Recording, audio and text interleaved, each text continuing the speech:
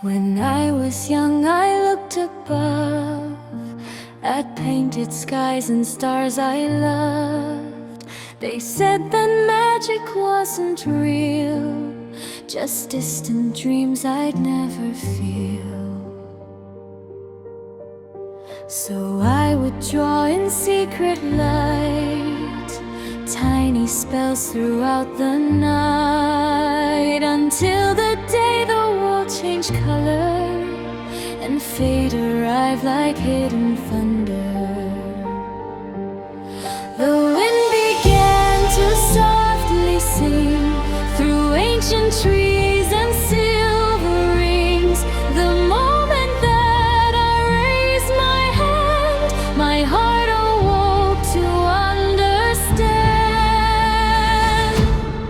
Beneath this pointed